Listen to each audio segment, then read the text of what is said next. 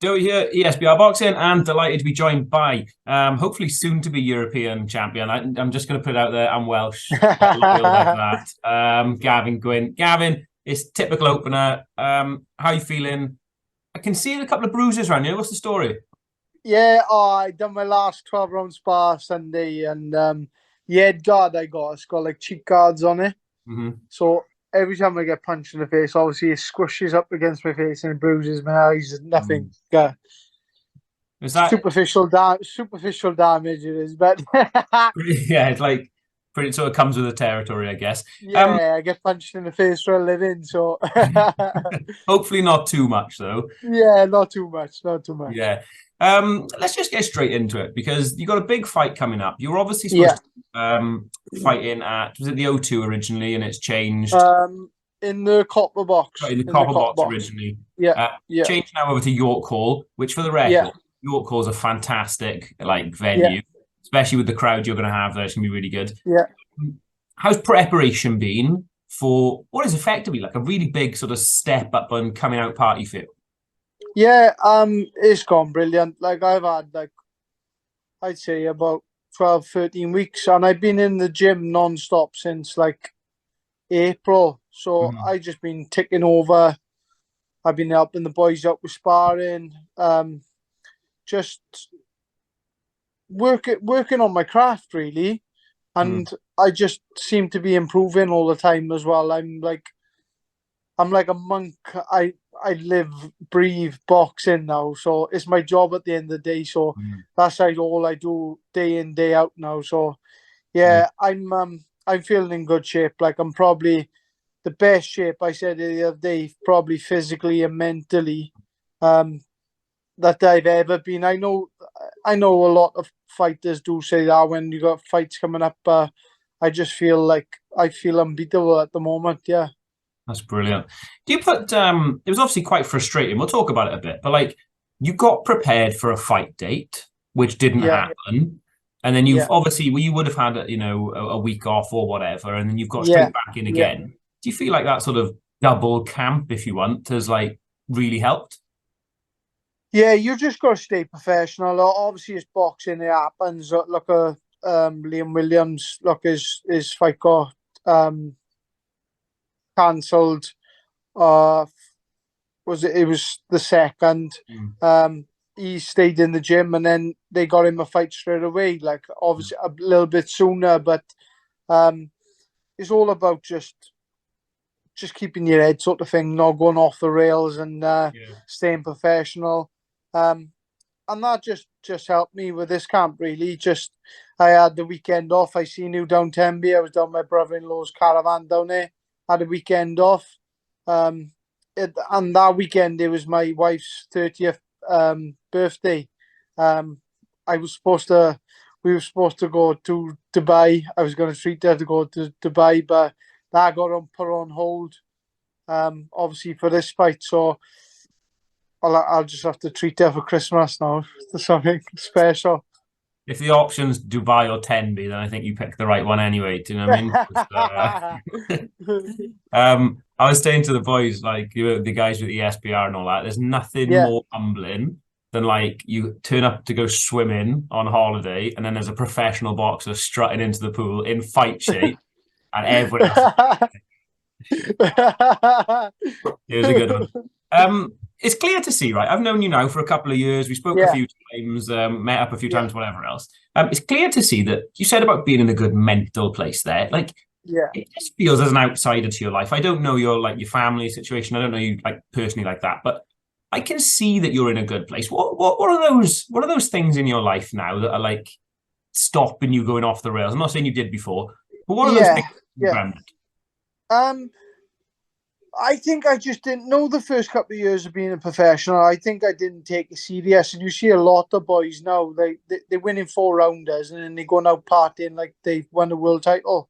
Um, Whereas I wish I went straight back in the gym. Obviously, have a couple of days off, but Mm, not treating it like this. So you just beat the journeyman. You haven't beat. You probably spar better boys in the gym. mm, So them are the years. I think I wish I spent more time in the gym.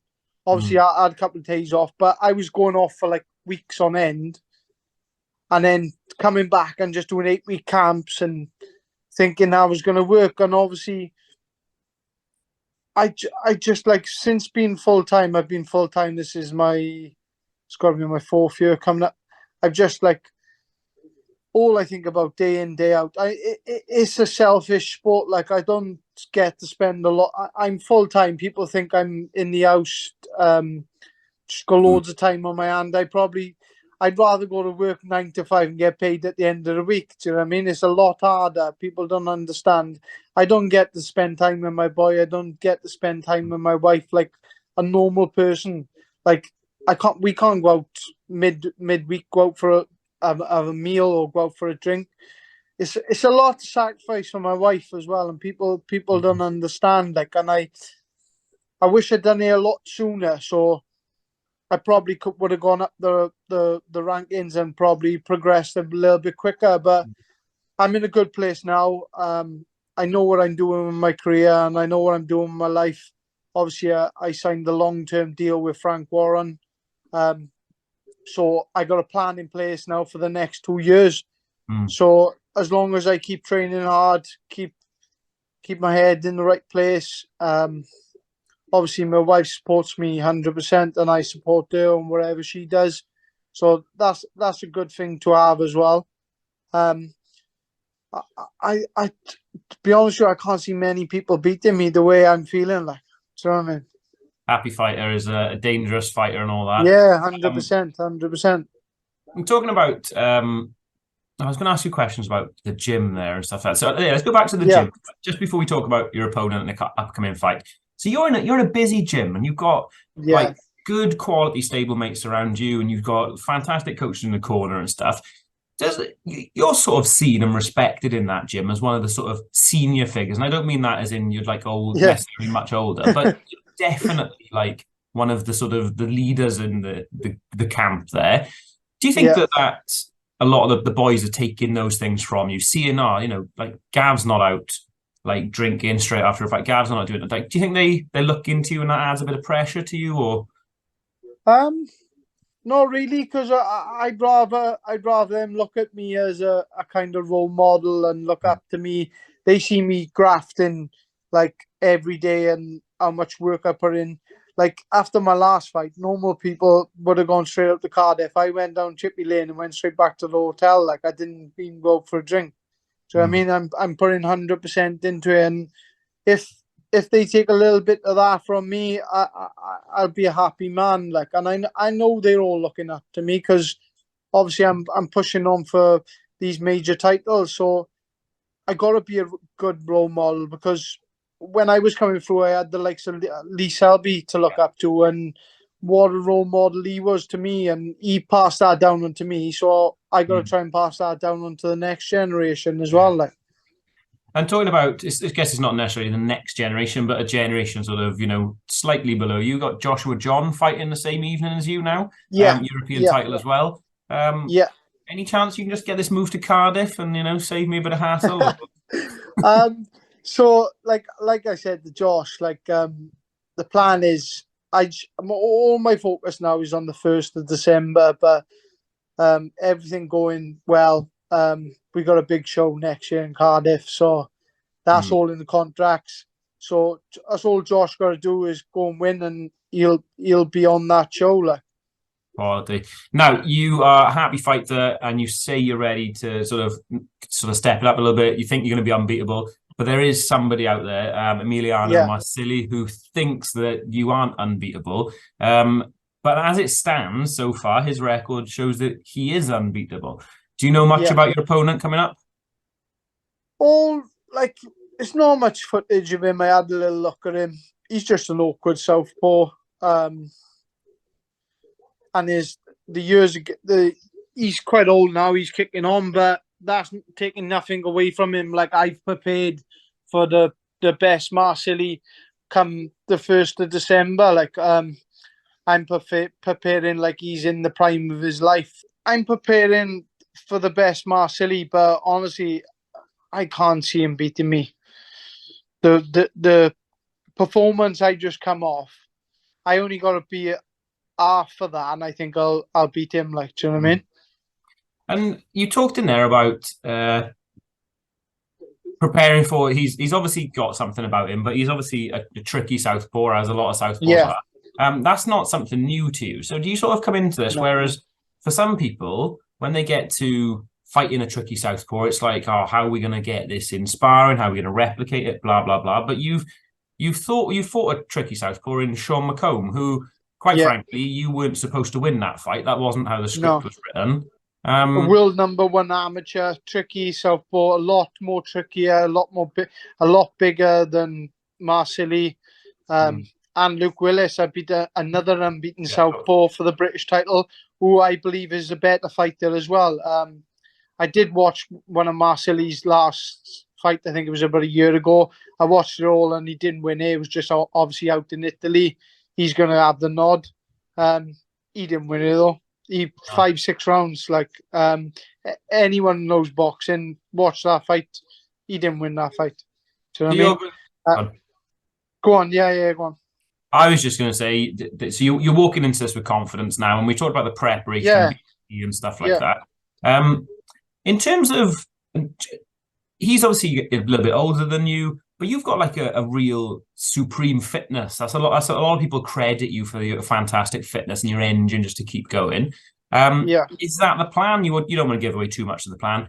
Is the plan? Yeah, but like I could outbox him for 12 rounds. That's how confident I am. Like the sparring I've been doing, but he knows I'm gonna bring it.